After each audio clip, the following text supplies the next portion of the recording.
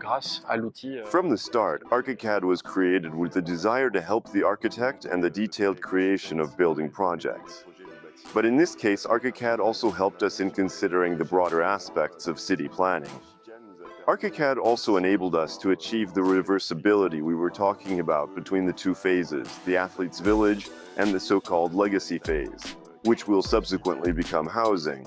The renovation tool has enabled us to see the existing project for the Athletes' Village and to highlight what will be demolished later on, to move on to a projected version for the legacy phase. So actually with this tool we could very quickly move from one phase to the other, and be able to work on the reversibility of each space, each dwelling, each building, even certain facades where we'll have to put in an elevator that will be in the Athletes' Village phase and will be removed afterward, so we'll have to rework the facade.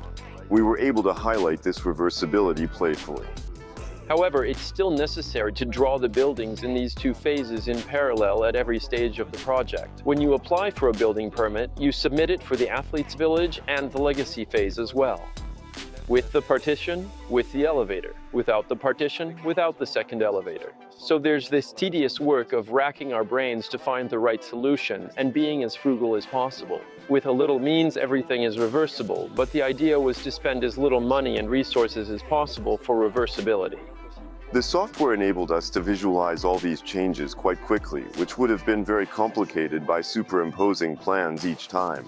So this software has enabled us to save time, to build a little more intelligently too, and to foresee issues or problems, and avoid having them during construction, to address them right away in the design phase.